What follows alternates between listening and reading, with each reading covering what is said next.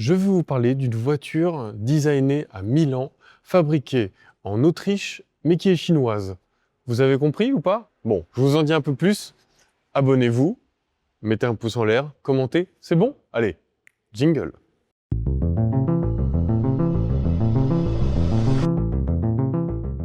Voici l'Ion par GAC UT.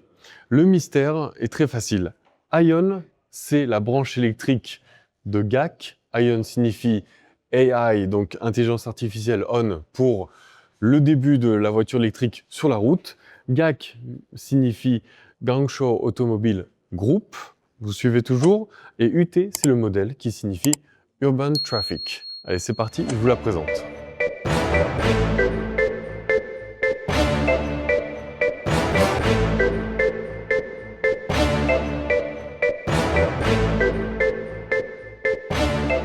Cette voiture vous rappelle probablement quelque chose. Certains y voient une sorte de réminiscence de Mini, d'autres de Fiat 500 un peu allongé, et certains même d'une Nissan Micra.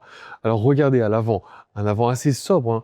Il y a le logo Ion qui vient directement afficher qu'on est bien dans la branche électrique de GAC.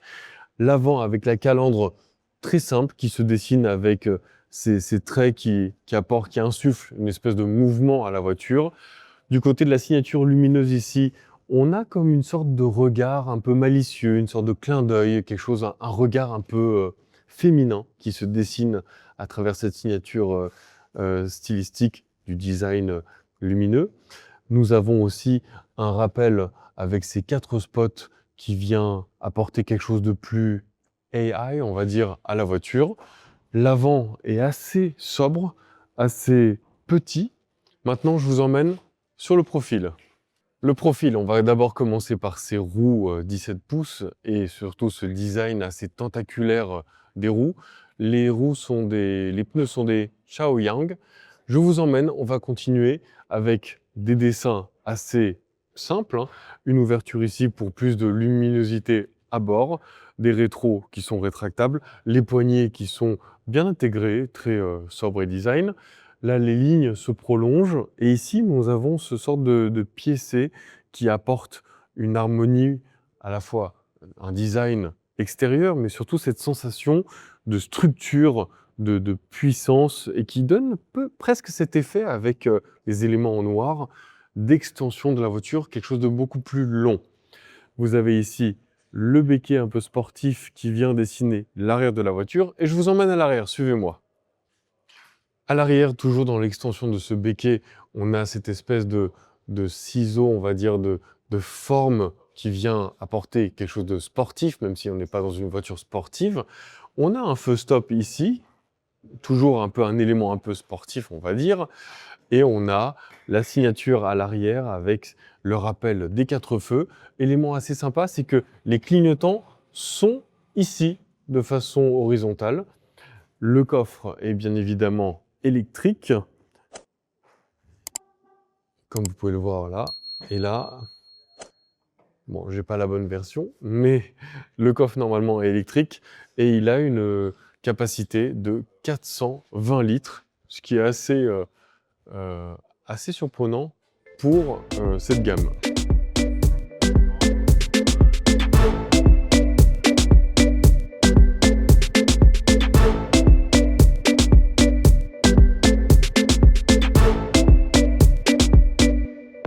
À l'intérieur, on retrouve cette sensation qu'on a sur beaucoup de véhicules avec cet écran central de 14,6 pouces ou bien évidemment tactile où vous pouvez avoir plusieurs applications. Vous pouvez relier votre téléphone avec Apple CarPlay ou Android. Vous avez ici le chargeur à induction réfrigéré. Vous avez ici des espaces pour ranger des boissons. Il y a aussi ce petit rangement assez sympa que vous pouvez verrouiller et ouvrir pour caler des choses avec ce filet. Des petites buses d'aération visibles. Une boîte à gants ici assez vaste. Un intérieur assez bien dessiné, des bons matériaux, c'est doux, c'est assez vaste. Regardez, c'est vraiment, on a cette sensation on n'est pas serré, on est dans une espèce d'habitacle assez design, assez surprenant. Le volant, quant à lui, fait penser à un volant d'une autre marque, certes, mais bon, il est assez épuré, il est beau. Les commandes sont assez visibles, à portée de main. On a une molette et tout se fait, malheureusement, à partir de cet écran central. C'est-à-dire que si vous voulez même régler les rétroviseurs, vous devez passer par ces menus ici. Ça, c'est la nouvelle technologie, on n'y peut rien. Et petit détail que j'ai bien aimé aussi sur le renfort des portes ici, c'est ce design, ce dessin en forme de presque de vent, de rafale. Et puis, le petit souci de l'accoudoir, une sorte d'accoudoir qui était bien dessiné avec à portée de main les fonctions pour baisser la fenêtre. Et regardez, les accoudoirs sont quand même bien posés. La position de conduite est vraiment naturelle et agréable. On a aussi les caméras qui détectent si vous êtes fatigué ici et ici, et qui vous alertent en cas de danger. Et puis maintenant, je vous emmène, on passe à l'arrière. À l'arrière du haut de mon 1,86 m, regardez, j'ai de la place au niveau de la tête. L'espace est vraiment super spacieux. On ne les voit pas, mais il y a des prises USB à l'arrière. Un élément à savoir, c'est vraiment la particularité de cette voiture. Elle n'a rien de fantastique ou de spectaculaire, mais au moins elle apporte ce confort à l'intérieur. Ça se voit déjà de l'extérieur, mais de l'intérieur, ça se ressent vraiment. On est bien assis. Dans la version luxe, on a le toit ouvert, on verra ça plus tard. Et puis, autre détail que je peux mentionner dès le début, c'est que dans la version luxe, le siège conducteur a les sièges ventilés et chauffants, quelque chose d'assez, on va dire, une gamme d'options et de finition qui est assez luxe par rapport à ce qu'on peut avoir si on pense au prix. Alors je vais vous montrer un détail, c'est qu'on est assis, entre guillemets, assez bas, parce que les batteries ont été placées de façon horizontale pour gagner de la place pour les jambes, mais aussi pour la tête. Et venez voir, du haut de mon 1,86 m, j'ai de la place au-dessus, j'ai du ciel de toit assez disponible, j'ai de la place de façon là, vraiment, on est vraiment confortablement bien installé. Et la voiture, en fait, n'a rien de si spectaculaire et d'innovante, si ce n'est que, au-delà de sa vision longue, à l'intérieur, elle procure cette sensation de bien-être où on est vraiment confortablement lové. Les sièges sont super confortables. Il y a une sorte de cuir, je pense, une sorte de cuir vegan qui est très doux, très agréable en tout cas à regarder, mais aussi à caresser. Et puis, nous avons un petit détail aussi que je vais vous montrer au niveau des portes. On retrouve toujours le dessin à l'arrière avec ce côté souffle, vent qui vient s'insuffler. Et le design toujours qu'on retrouve de l'avant à l'arrière avec cet accoudoir très design, très bien dessiné, beau, bien esthétique. Rien à redire, vraiment, c'est des bons matériaux à l'arrière. Il y a des surpiqûres, c'est vraiment bien fini.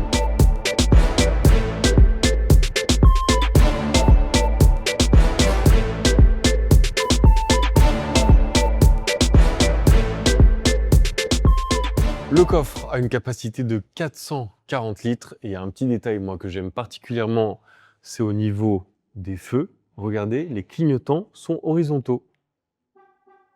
Et ça, c'est le petit détail avec la clé que j'aime beaucoup, c'est vous appuyez, vous faites un peu comme dans les pubs. Voilà, c'est le truc qui m'amuse. Côté dimension, en longueur, nous avons 4,27 m, en largeur 2,7 m et 1,57 m de hauteur.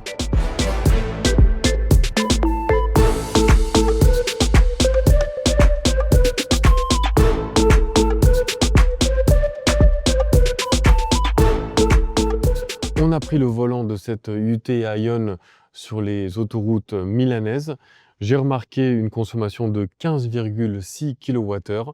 Le 0 à 100 s'abat en 7,3 secondes. Elle est équipée d'une batterie de 60 kWh.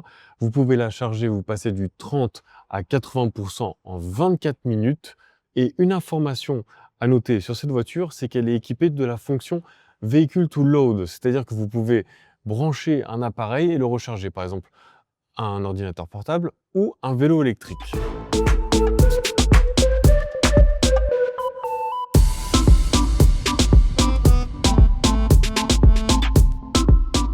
En définitive, cette Aion UT a quelque chose d'exceptionnel. Déjà, à l'intérieur, pour le fait qu'elle soit spacieuse et très bien finie. Ce qu'on apprécie le plus, c'est que c'est un nouvel arrivant sur le paysage automobile français. Elle arrive en septembre en France. Et surtout, cette voiture est fabriquée en Autriche, dessinée à Milan. Et l'autre atout qui va faire beaucoup de bruit, c'est son prix, à partir de 28 000 €.